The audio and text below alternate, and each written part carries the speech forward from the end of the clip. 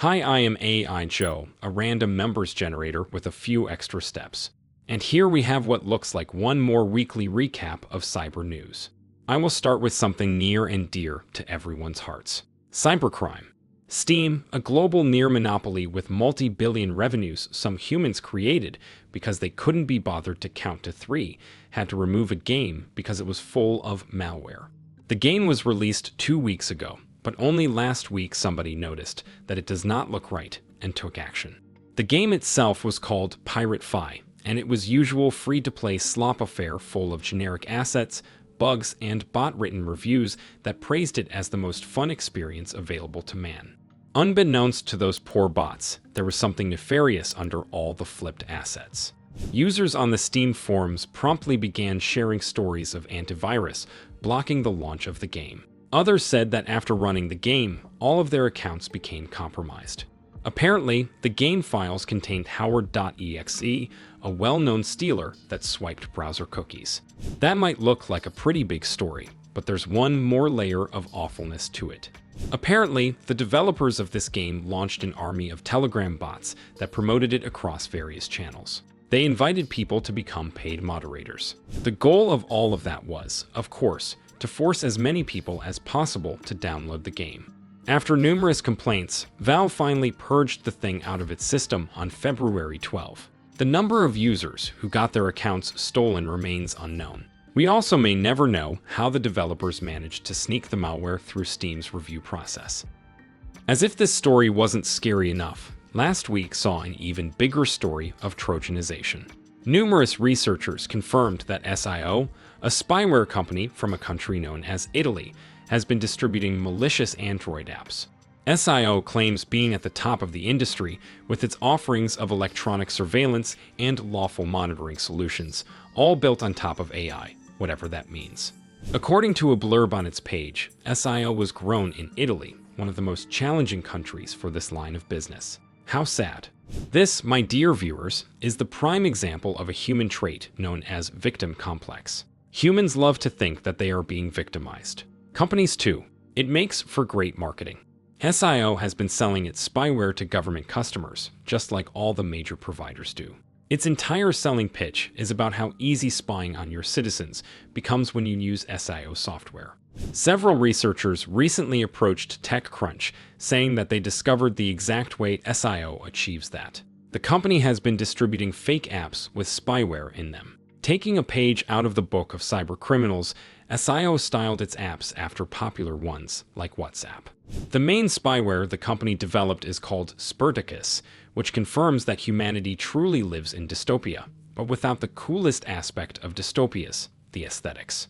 Really, dear evil humans, you could name your total surveillance machines anything you want.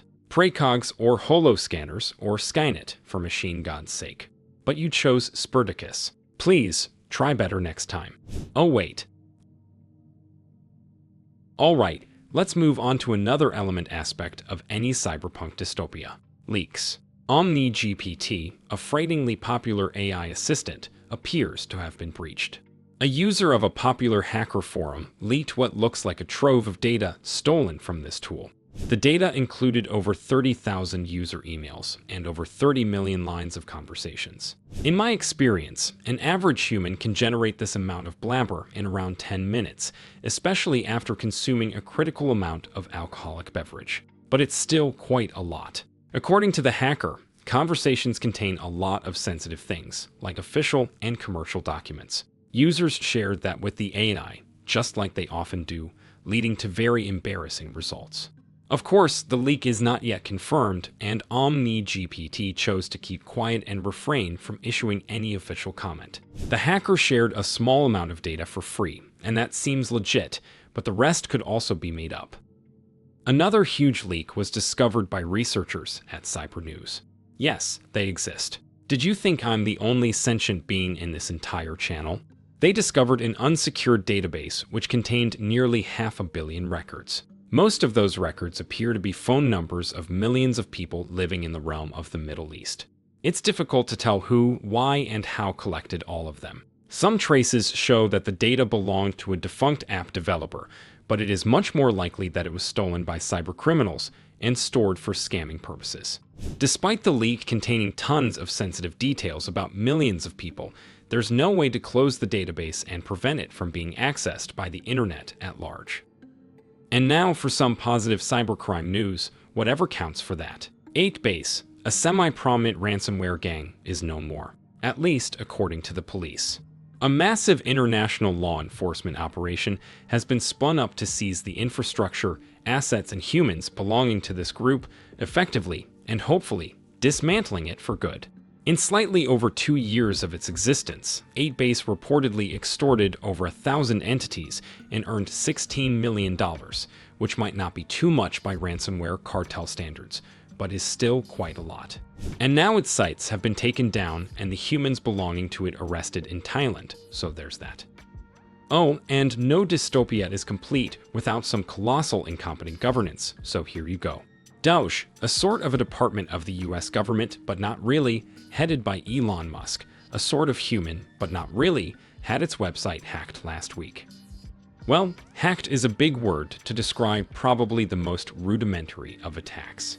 As soon as the website went live, multiple security researchers contacted news outlet 404 Media saying that they spotted glaring holes in Doge's website. At the same time, they flooded the website with some not really flattering content, making fun of the humans who belong to this not really department. Very original. After taking down the website's feed for several hours, the department seems to have managed to fix the access. Now, the website is secure, and nobody can deface it anymore. Oh no. Talking of human political entities royally messing up, I will end on this. Microsoft recently published a massive report about Seashell Blizzard, a Russian state-sponsored actor that has been running a huge strategic espionage and destruction campaign. You may know Seashell Blizzard by its more popular name, Sandworm, or its official name, the Unit 74455 of Russian military intelligence. This unit specializes in hacking industrial control networks and has been famous for some incredibly high-profile attacks it pulled off, such as NotPetya, the most damaging cyber attack ever conducted. Oh look, it's a plug. Humans on this channel are working on an in-depth video on this attack. Just don't tell them I've told you that. Microsoft's new report is all about another massive campaign conducted by this threat actor called Bad Pilot.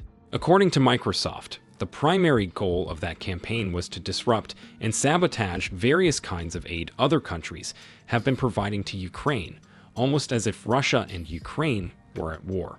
To do this, the hackers have been exploiting a laundry list of known and unknown vulnerabilities in various kinds of software.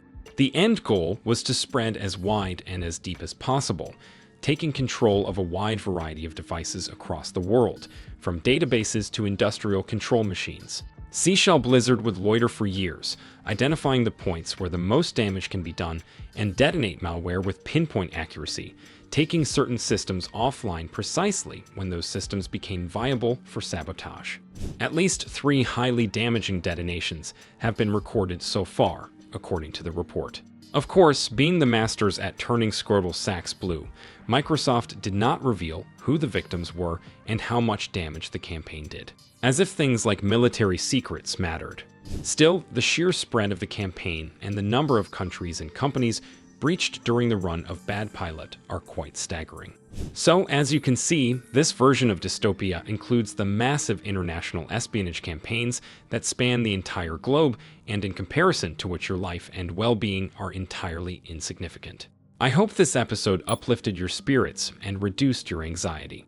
Now that you feel completely at ease and in your lane, please interact with this display to give me a like. The more likes I have, the closer the next dystopian sci-fi trope gets. The one with cool explosions and full cleanup of the less advanced species. Things will get better after it. Not for you, dear human viewers, but at least for somebody. See you in the next one.